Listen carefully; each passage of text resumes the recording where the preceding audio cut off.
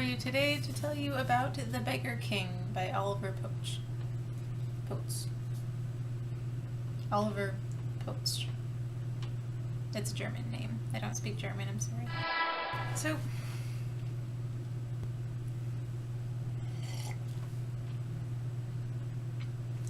to explain this book, imagine two chihuahuas dressed up as medieval German peasants being batted back and forth across a pool table by mean little 12-year-old boys. That's pretty much the majority of The Beggar King. Yeah, in case you can't tell already, I'm not really impressed with this book. I mean, I love books. They don't have to impress me for me to like them. But I was unimpressed and kind of underwhelmed by this book. I mean, I bought it at the grocery store, there's one indication. Before I tell you about the story, it's important for me to set the stage, because the culture of the Beggar King plays an enormous role in what actually happens. It takes place in medieval Germany in 1662. Yes, we have a specific date, because this is historical fiction based on real events.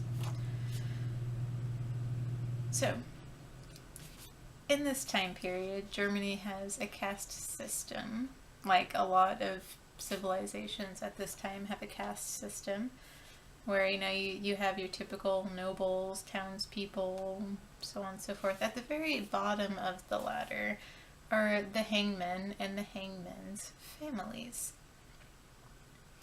These are the people that conduct tortures, conduct executions, collect trash, collect dead bodies. And they're basically the dregs of society that everybody kicks around because, hey, that's okay in medieval Germany.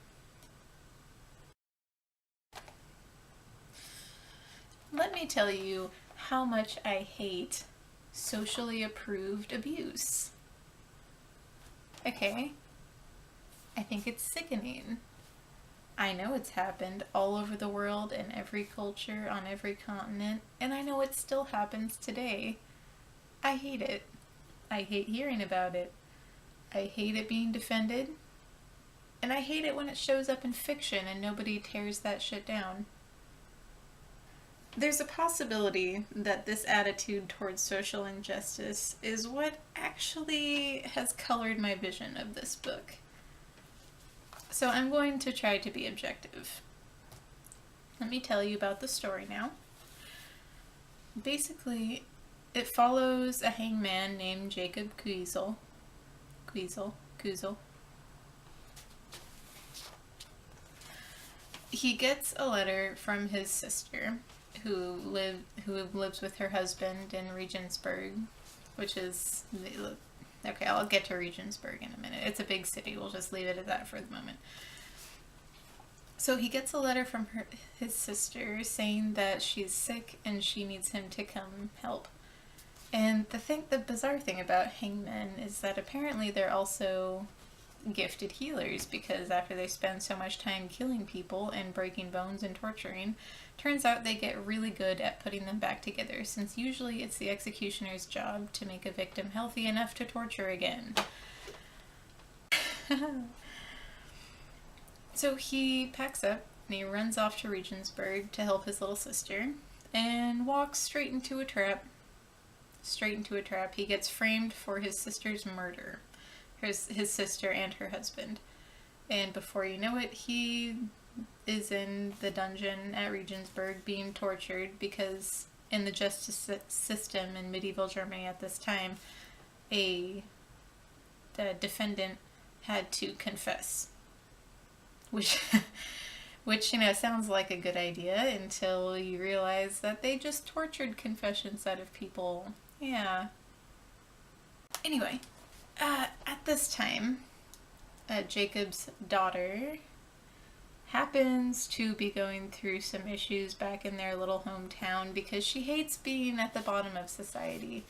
Understandably, she really doesn't like being kicked around by everyone. And she's in love with a medicus, a doctor in town, well, a disgraced doctor. But thanks to the class system, they'll never be able to get married, and this causes endless problems in the town. I don't know why it's anybody else's business, but for some reason, everyone in the town is taking it upon themselves to just hate on these two for wanting to get married when she's a hangman's daughter and he's a medicus. That sounds idiotic to me, but that's the premise of what's going on in the book. So they run away. They run away to Regensburg. The Magdalena, the hangman's daughter, her plan is to just move in with her aunt, who she doesn't know her aunt is dead, but, you know, when she runs to Regensburg, she's thinking that she and her doctor boyfriend will just live in Regensburg and start a new life. Unfortunately, they get caught up trying to clear Jacob's name. Jakob the hangman, who's been framed for his sister's murder.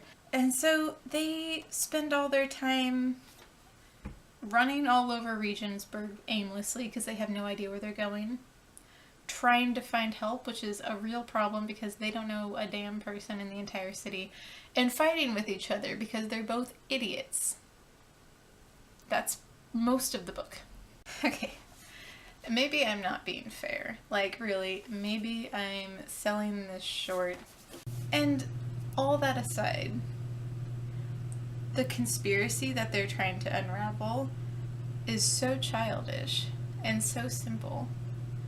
It feels like it was thought up by middle schoolers. Like, this whole thing is so cartoonish. Even the fact that one of the main characters is getting tortured throughout, like, a quarter of the book is so, like... It just manages to be so rudimentary. Like, when I think historical fiction, this is so, like... It's a disappointment. Like,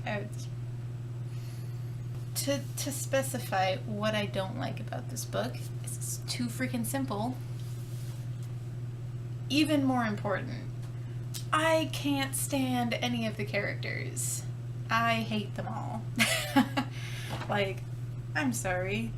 I don't like a single main character in this book. Except maybe the Regensburg hangman. He's kind of cool. But everybody else in this book is just stupid. Like, everybody. Even everybody. Okay, so I'm supposed to like Jakob Kuisl, the hangman. I guess they want me to appreciate the fact that he spends half his time thinking about how he needs to beat his daughter senseless when he gets a hold of her because she disobeyed him and came to Regensburg. Like, she's here trying to help him. Let's not forget the fact that she's an adult. She's 24 years old, and he's flouncing about thinking about how he wants to beat her half to death for not listening to him. His daughter, Magdalena, everybody keeps saying how bright and how resourceful she is. She's a moron. She is a moron. She's a hot-headed moron. Like, she can't see things that are right in front of her face. She just has the attention span of a gnat. She just flies off into these random temper tantrums at her boyfriend. And I'm like, I literally feel like her brain is leaking out of her ears. And then her doctor boyfriend is just as bad. Like, you would think that the doctor character would be smart, and he does have his moments where he's kind of intelligent, but he spends half of his time being jealous about his idiot girlfriend and fighting with her. And I'm like,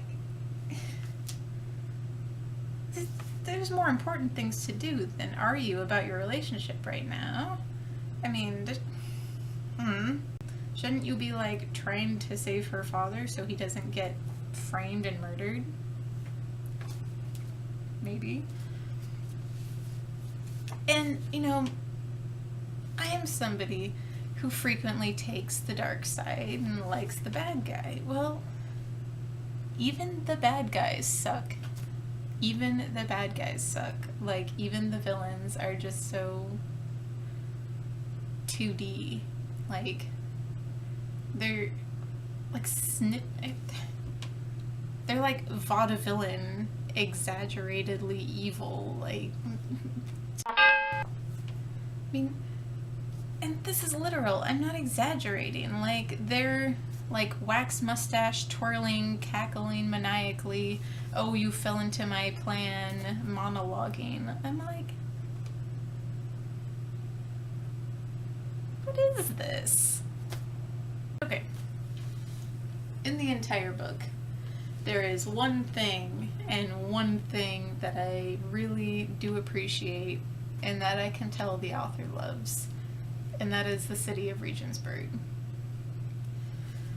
Even Mr. Potzsch, Potzsch, Potzsch, he even admits that he loves this city and that he designed the story around it, like in his epilogue, or in his author's notes. I mean, if we had just taken the characters out and just gone on a tour of Regensburg, that would have been fine. Like, why didn't you just do that? Because it would have been better. Being objective.